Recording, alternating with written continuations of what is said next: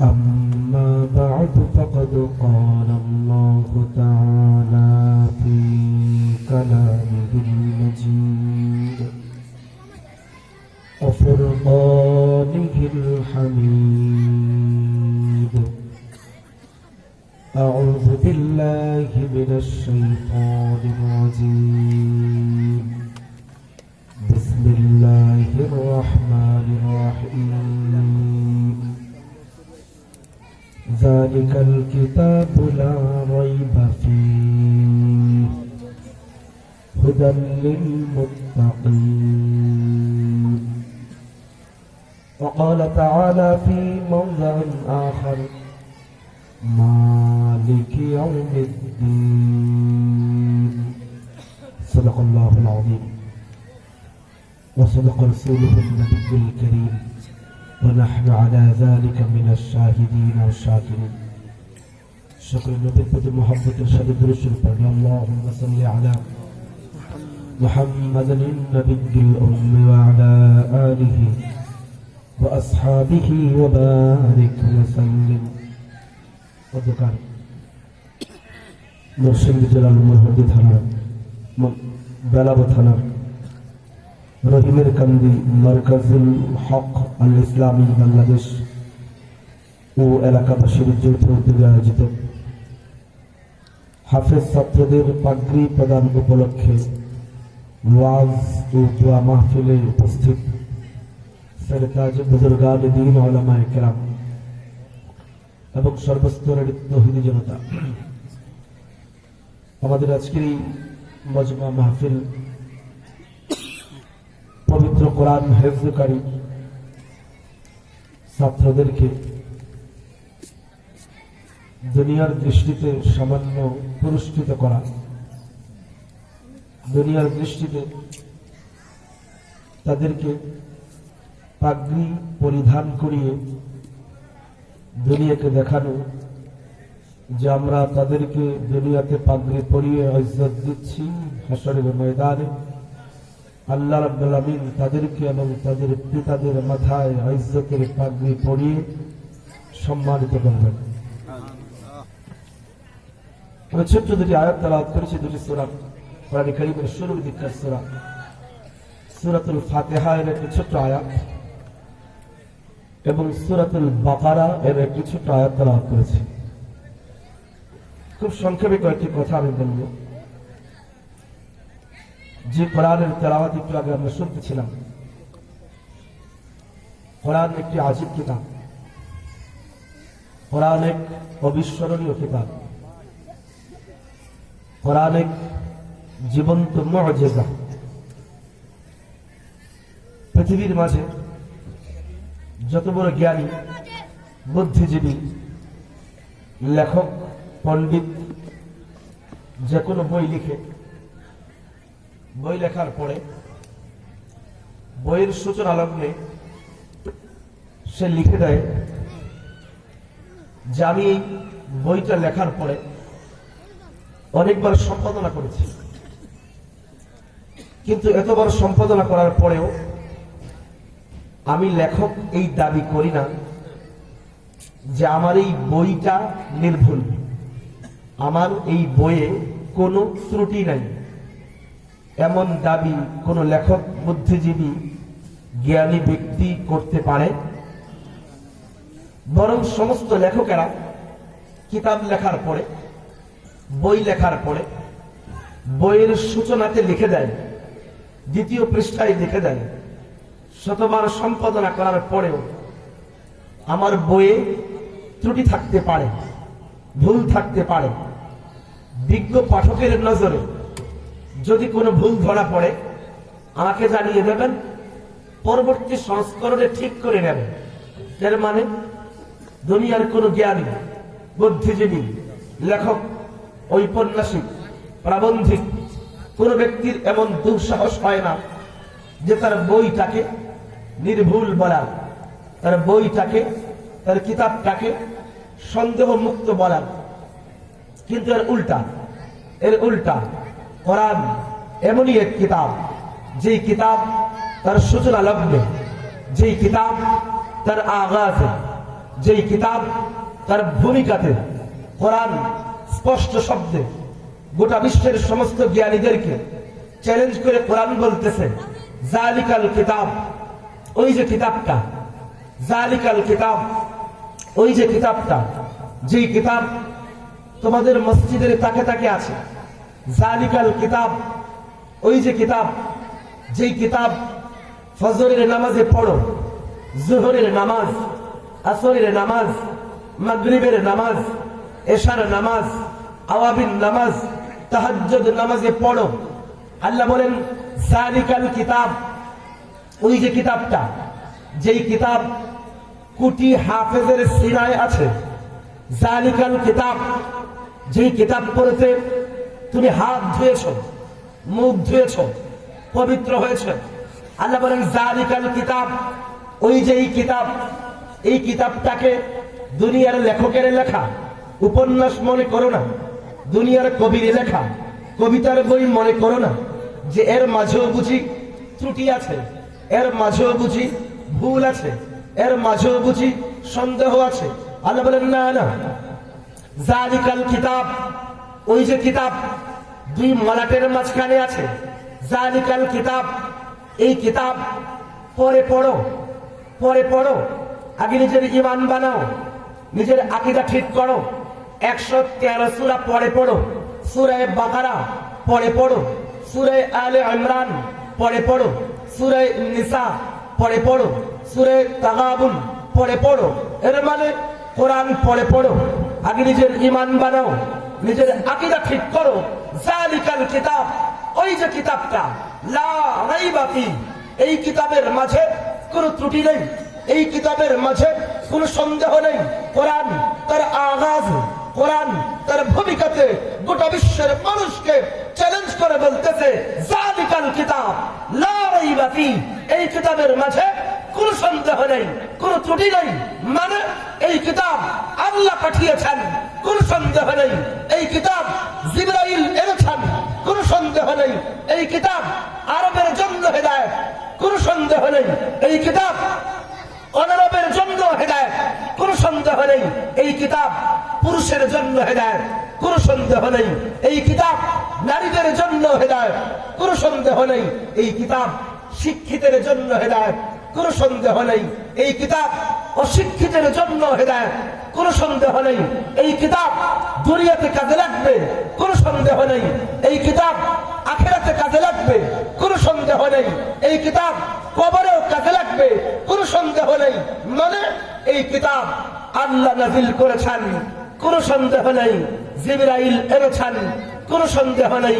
23 বছরের নবুয়তি জিন্দেগিতে নবীর উপরে সূরা সূরা করে, পাঠ পাঠ করে, রুকু রুকু করে নবীর উপরে এই কিতাব নাযিল হয়েছে। এই কিতাবের একটা নুকতা, জের জবর পেশের মাঝে কোনো সন্দেহ নাই। যেই ব্যক্তি কোরআনে সন্দেহ করে তার ঈমানে সন্দেহ আছে, কোরআনে কোনো সন্দেহ নাই। কোরআনে কোনো সন্দেহ, মন খারাপ করি বলেন, কোরআনে কোনো সন্দেহ নাই, আছে সন্দেহ? আচ্ছা আমাকে বলুন তো, রহিমের কান্দির মানুষ, রহিমের কান্দি না, কোরআনে তো কোনো সন্দেহ নাই। কোরআনে কোনো সন্দেহ নাই। আপনাদের সন্দেহ আছে? সন্দেহ থাকলে ঈমান থাকবে না। কোরআনে কোনো সন্দেহ নাই, কিন্তু কোরআনের ব্যাপারে সন্দেহকারী আছে কি নেই? আছে। বুঝে না হতো, কোরআনে কিন্তু কোনো সন্দেহ নাই, আছে সন্দেহ নাই, কিন্তু কোরআনের ব্যাপারে সন্দেহকারী আছে কি নেই? আছে। নাই? আছে। আচ্ছা, কোরআনের সন্দেহ নেই, আবার কোরআনের ব্যাপারে সন্দেহকারী আছে। এটা আবার কেমন কথা বুঝেন? গল্প বলি তাহলে বুঝতে সহজ হবে। এক ব্যক্তি রাতের বেলা তার বাড়ির ছাদে উঠছে, তো বাড়ির ছাদে দাঁড়িয়ে দেখে আকাশে খুব সুন্দর চাঁদ উঠছে। তো আকাশে যখন পূর্ণিমার চাঁদ উঠে তো দেখতে খুব ভালো লাগে না? ভালো লাগে কি লাগে না? কিন্তু আকাশের পূর্ণিমার চাঁদ কিন্তু সবার কাছে ভালো লাগে না, বুঝাইতে পারি। ওই জন্য দেখবেন আকাশে যেদিন পূর্ণিমা চাঁদ উঠে, একদম শুক্ল পক্ষের চতুর্দশী চাঁদ, জ্যোৎস্না রাত হয়, ওই দিন কুকুর সবচেয়ে বেশি ঘেউ ঘেউ করে। কুকুর সবচেয়ে বেশি ঘেউ ঘেউ করে। এর মানে কুকুরের কাছে আকাশের সুন্দর চাঁদ ভালো লাগে লাগে না। এর মানে ভালো জিনিস, সুন্দর জিনিসকে সুন্দর লাগার জন্য এই ভিতরে সুন্দর একটা হৃদয় লাগে। বান্দা পচা হৃদয়ের কাছে কিন্তু তাফসীর মাহফিল ভালো লাগে, মাদ্রাসা ভাল লাগে, হুজুর দেখলে ভাল লাগে, ভাল লাগে, হাদিসের কথা বললে ভালো লাগে, লাগে লাগে লাইট বন্ধ করে দিবে, গাড়ি দিবে, বকা দিবে, রাস্তা দিয়ে বাধা দিবে, পোস্টার ছিঁড়ে ফেলবে, করবে কি করবে না? সবার কাছে কিন্তু ভালো জিনিস ভালো লাগে। এর মানে ভালো জিনিসকে ভালো বোঝার জন্য ভিতরে সুন্দর হৃদয় লাগে। তো লোকটা সাথে দাঁড়ায় দেখলো এত সুন্দর চাঁদ, আমি একা একা উপভোগ করতেছি, তো সাথে দাঁড়ায় বিবিকে ফোন দিয়েছি। বিবি বুঝেন তো, ইংলিশ বললাম, বাংলা বলি ওয়াইফ, বাংলা ওয়াইফ তো বুঝেন না? তো ওয়াইফকে ফোন দিয়েছে। তো রাতের বেলা, গভীর রাত, বিবি জিজ্ঞেস করে সমস্যা কি, এত রাতে ফোন দাও কেন? আরে ছাদে আসো, এত সুন্দর চাঁদ উঠছে, দুইজনে একটু রোমান্টিক মোড়ে একটু ছাদের আকাশের জ্যোৎস্না দেখে। তো তার বিবি রাতের বেলা ছোট্ট 3-4 বছরের, 2-3 বছরের ছোট বাচ্চাকে নিয়ে ঘুমাচ্ছিল। ছোট বাচ্চা, তো ছোট বাচ্চারা ছোট কালে বয়স কম থাকার কারণে বিছানার মধ্যে রাতের বেলা যা করে দেয় তা করছে, বুঝেছেন তো? ছোট বাচ্চারা বয়স কম হওয়ার কারণে বিছানায় যা কিছু করে দেয়। রহিমের কান্দি এলাকায় আতরের গান করে না তো?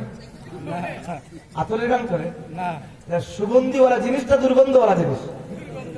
আরে মন খারাপ করি বলে, কিন্তু সবার মন খারাপ বলেন না, সুগন্ধওয়ালা দুর্গন্ধওয়ালা। তো বাচ্চাটা দুর্গন্ধওয়ালা একটা কিছু করছে। এখন মহিলা তো লাইট অফ করে ঘুমাচ্ছিল, তো ঘুমিয়ে থাকার কারণে হাতের মধ্যে ওই দুর্গন্ধওয়ালা জিনিস একটু লাগছে। অন্ধকারে ওই দুর্গন্ধওয়ালা জিনিস হাতে নিয়ে দৌড়ে ছাদে গেছে। ছাদে যাবার পরে এবার স্বামী দেখাচ্ছে, দেখো কি সুন্দর চাঁদ।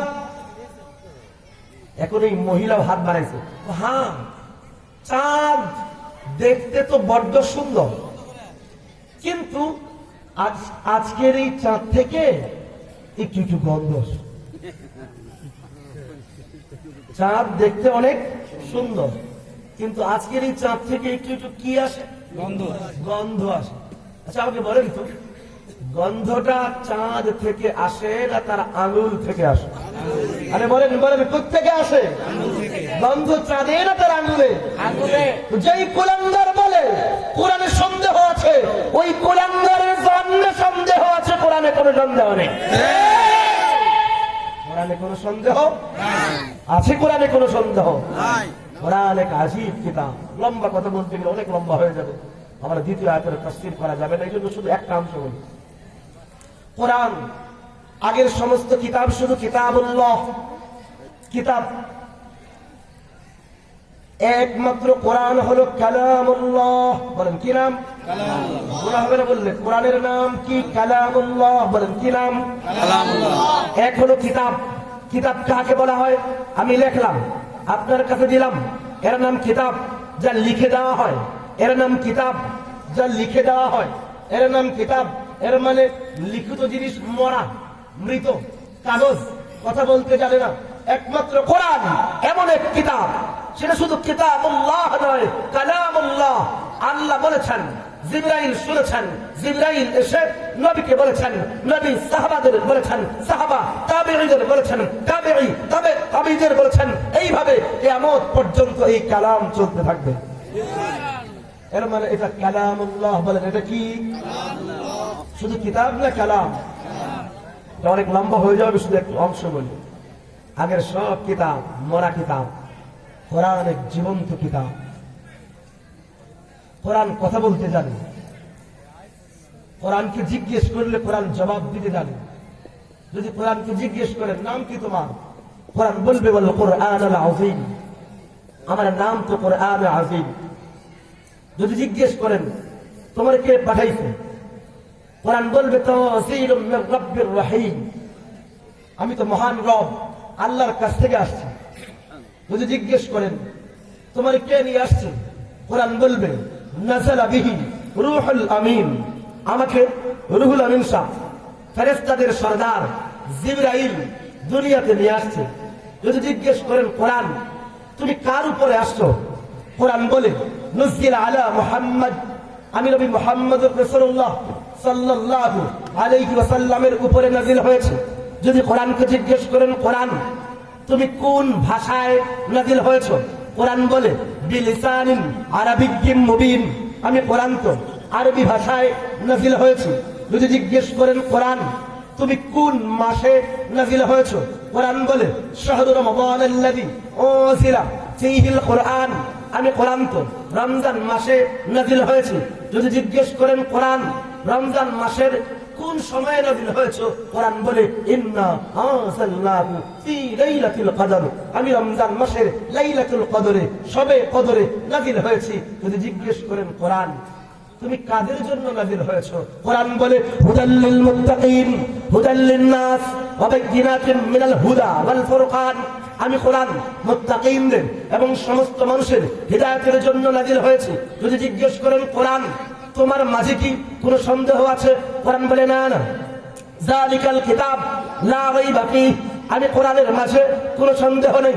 যদি জিজ্ঞেস করেন কোরআন তোমারে কে কে ধরতে পারবে আর কার কার ধরা নিষেধ, কোরআন বলে লা ইয়ামাসসুহু ইল্লাল মুতাহহারুন, আমি কোরআনকে একমাত্র পবিত্র ব্যক্তি ছাড়া কেউ ধরতে পারবে না। যদি জিজ্ঞেস করেন কোরআন তোমারে তেলাওয়াত করুম কেমনে, কোরআন বলে ওয়ারাত্তিলিল কুরআন তারতিলা, আমি কোরআনকে তারতিলের সাথে ধীরস্থির ভাবে মদ গুন্না ঠিক রেখে তেলাওয়াত করবা। যদি জিজ্ঞেস করেন কোরআন তোমাকে তেলাওয়াত করা হলে আমরা শুনবো কেমনে, কোরআন বলে ওয়াইদা কুরিআল কুরআন ফাসতামিউ লাহু ওয়া আনসিতু, আমি কোরআনকে যখন তেলাওয়াত করা হয় তখন মনোযোগ সহকারে শুনবা এবং চুপ করে থাকবা। যদি জিজ্ঞেস করেন কোরআন তোমার হেফাজত করবে কে, কোরআন বলে ইন্না নাহনু নাযালনা যিকরা ওয়া ইন্না লাহু লাহাফিজুন, আমি কোরআনকে আল্লাহ নাযিল করেছেন, এই আল্লাহ কিয়ামত পর্যন্ত আমি কোরআনকে হেফাজত করবে। যদি জিজ্ঞেস করেন কোরআন তোমার ব্যাপারে কেউ সন্দেহ পোষণ করলে তার কি জবাব দেব, কোরআন বলে ওয়া ইন কুনতুম ফী রাইবিন মিম্মা নাযালনা আলা আবদিনা ফাতু বিসূরাতিন মিন মিসলি, যদি আমি কোরআনের ব্যাপারে কেউ সন্দেহ পোষণ করে তাহলে তাকে বলবা কোরআনের মতো একটা ছোট্ট সূরা সূরা কাউসারের মতো একটা সূরা একটা ছোট্ট সূরা বানায় দেখাও। এই কোরআন বলে আমাকে হেফজ করো, হাফিজুল কোরআন বানিয়ে দেব, আমাকে আমার তাফসীর মুখস্থ করো, আমার তাফসীর জানো তো মুফাসসির কোরআন বানিয়ে দেব। যদি আমি কোরআনকে তেলাওয়াত করো তো কারিউল কোরআন বানিয়ে দেব। যদি আমি কোরআনের উপরে আমল করতে পারো তাহলে জাহান্নাম থেকে মুক্ত করে জান্নাতের মালিক বানিয়ে দেব। সুবহানাল্লাহ, কোরআন এমনই এক কিতাব, যদি শুধু কোরআন বলতে যাই 1 ঘন্টা শেষ হয়ে যাবে। কোরআন বাদ দিয়ে দিলাম, দ্বিতীয় আয়াতের দিকে যাচ্ছি। দ্বিতীয় আয়াত বলবে তো সবাই, দেখি পারেন কিনা, বলেন মালিকি, গুনাহ হবে না, গুনাহ হবে না, শুধু মালিকি একবার বলবেন, মিম আলিফ লাম কাফ, খাতা কলম দিয়ে আমি লিখে দেব, যদি না পান হাসরের ময়দানে আমাকে ধরবেন, কোনো সমস্যা নেই, আমি লিখে দেব। একবার বলবেন মালিকি, মিম আলিফ লাম কাফ, আপনার আমল নামায় নিশ্চিত 10টা নেকি রাখা হয়। কয়টা? 10টা। গুনাহ হবে না, গুনাহ হবে না, কয়টা? বলেন মালিকি। এই সূরা এলাকার কেউ পারে না, বিশ্বাস হয় না, বলেন মালিকি। এই তো অনেকে ঠোঁট ধরে না, মনে করছে যে গুনাহ হবে। কোরআন শরীফ পড়লে ফেরেশতা মাইকটা দেয় না তো, রহিমের গান দিয়ে এলাকায় ফেরেশতা মাইক দেয় নাকি? তো বলেন মালিকি ইয়াউমিদ্দিন। সারা জিন্দেগি পড়ছেন আপনি, তরজমা শিখাবো। মালিকি ইয়াউমিদ্দিনের অর্থ হলো যে আল্লাহ রাব্বুল আলামিন কিয়ামত দিবসের মালিক। বলেন কিয়ামত দিবসের মালিক, গুনাহ হবে না, কিয়ামত দিবসের মালিক। আচ্ছা, প্রশ্ন হলো আল্লাহ কি শুধু হাসরের ময়দানে কিয়ামতের দিবসে মালিকই হবেন না আমাদের বিচারও করবেন? সন্দেহ আছে নাকি? বিচার করবেন কি করবেন না? এর মানে আল্লাহ তাআলা হাসরের ময়দানের বিচারক বলেন, হাসরের ময়দানের বিচারক। বলা হবে না, হাসরের ময়দানের বিচারক। এখন প্রশ্ন হলো, আল্লাহ কিয়ামত দিবসের বিচারক হবেন, তিনি নেকি বদির বিচার করবেন, ভালো কাজ করলে বিচার করে জান্নাত দিয়ে দেবেন, খারাপ কাজ করলে বিচার করে জাহান্নাম দিয়ে দেবেন। এখন প্রশ্ন হলো, এখানে আয়াত হওয়ার দরকার কাজী ইয়াউমিদ্দিন,